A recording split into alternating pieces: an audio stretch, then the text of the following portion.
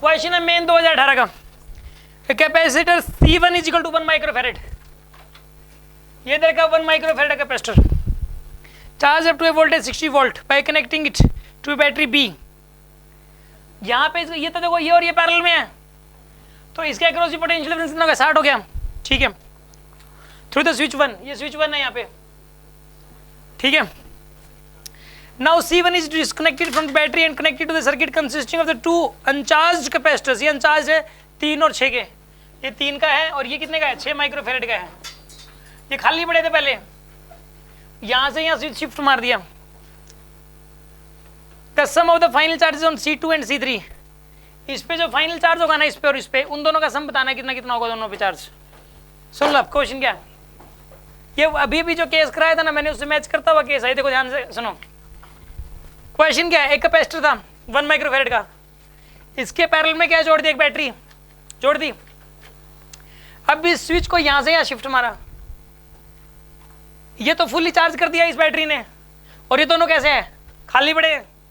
Switch को यहां से यहां शिफ्ट मारा, शिफ्ट मारते ही आपको ये बताना है कि इस पे फाइनल चार्ज कितना होगा, इस पे फाइनल चार्ज कितना होगा, ठीक है ना।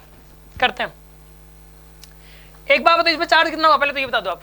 CV का पोटेंशियल डिफरेंस है 60, तो इस पे कितना चार्ज आएगा, +60, ऊपर वाले पे -60 माइक्रोफेरेड में आएगा, माइक्रोकूलम में। अब इस स्विच को यहाँ से शिफ्ट मार दिया, बैटरी एकदम सेट गई, बैटरी गई सिस्टम से बाहर, ये वाली ब्रांच का लगे रहना ना लगे रहना बराबर बात है। क्वेश्चन सिर्फ ये वाला इतना बन गया बस, इधर वाला। अब वही वाली बात होगी, अचानक ये कैपेसिटर थे दोनों, ठीक है ना, इनका इफेक्टिव कितना आएगा, 6 और 3 का 2, 9 नहीं आएगा, सीरीज में 6 × 3 / 6 + 3 सोल्व करोगे तो 2 आएगा। इनको बाद में अलग अलग कर लेंगे, एक बार 2 ले लो। ये कितना ले लिया इसको,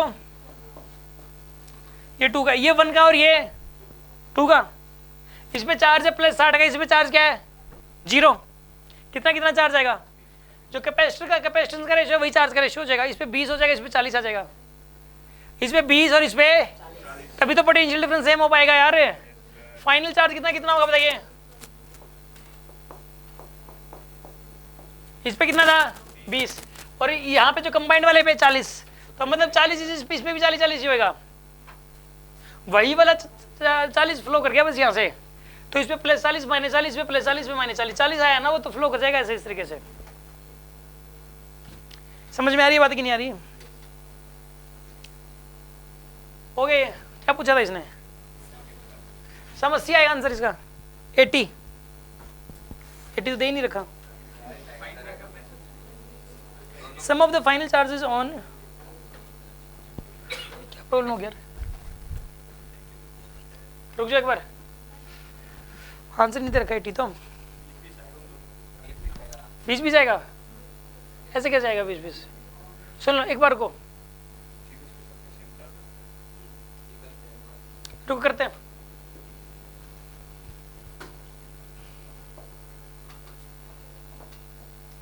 इस पे कितना कैपेसिटेंस था इसका, इसे कितना 3 था और इसे कितना था।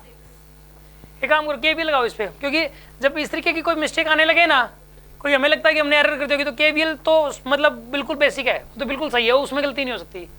एक काम करो, मान लो Q का चार्ज फ्लो कर गया यहाँ से यहाँ, कितना आया +Q, इसमें इनपे सेम तो आएगा पक्का, इस पे +Q, इस पे यहाँ से Q निकल के गया, Q आया, इसका निकल इसका चार्ज निकल के इस पे आ गया, तो इस पे कितना हो गया अभी 60 - Q, इसका Q निकल के इस पे आ गया ना, तो इस पे कितना हो गया 60 - Q, और इन पे कितना कितना आ गया Q। तो पोटेंशियल डिफरेंस जो है, जो इसके ऊपर इसके अक्रॉस, काम करो KVL लगा लो आप इस पे, अब KVL लगा लो, यहाँ से शुरू करो, -Q/3, यहाँ चलो -Q/6, फिर चलो +60 - Q/1 = 0। KVL लगा दिया ना, KVL से Q की वैल्यू आएगी। अब मान लो इसका Q निकल के इस पे आया है, तो इसमें से Q निकला +Q, तो इस पे आ गया +Q बैठ गया, ठीक है ना। तो 60 - Q हो गया, इसका +Q इस पे बैठा, -Q इस पे, +Q इस पे, -Q, और वो -Q इधर चला गया, तो इस पे हो जाएगा अब 60 - Q का साइन नेगेटिव, ये हो जाएगा। सोल्व कर लो इसको, आंसर आएगा LCM 6 minus 2q minus q 360 minus 6q equal to 0। ये बनेगा माइनस 3q और माइनस 6q कितना हो गया minus 9q plus 360 equal to 0। 9q की वैल्यू आ गई 360, 40 आएगा। q की वैल्यू आ गई 40, q तो 40 ही आ रहा है।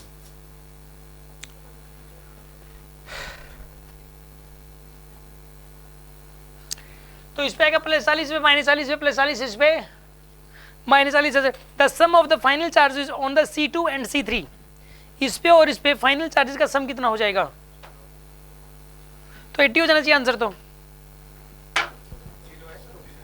ना 0 भी नहीं हो। आंसर है 20, 40, 36 और 54।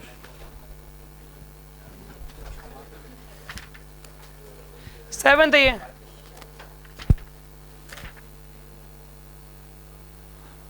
सेवंथ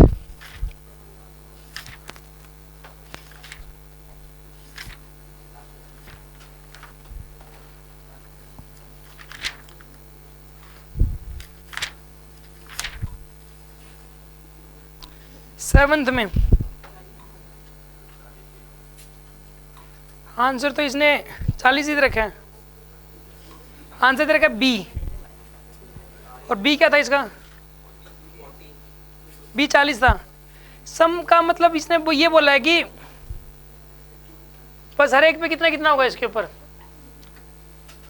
एक बात बताऊं मैं आपको, सम का मतलब इसमें 40 ही मान के चलोगे आप, फिर मतलब इस ब्रांच में गया कितना बस। क्या कह रहे हो? अब आंसर नहीं दे रखा तो 40 ही मानो। इस ब्रांच में से ये बोलना चाहिए इसमें लैंग्वेज प्रॉब्लम है, इसमें बोलना चाहिए कि इनके कैपेसिटर पे चार्ज कितना गया है, इनमें से हर एक पे कितना होगा, हर एक पे कितना होगा ये बोलना चाहिए था। समझ में आ रही है बात आपको? हर एक पे कितना चार्ज होगा ये बोलना चाहिए था। आंसर 40 आएगा इसका, बी ऑप्शन करेक्ट है। ठीक है ना? सोल्व भी ऐसे ही कर रखा है इसने जैसे मैंने किया। ठीक है।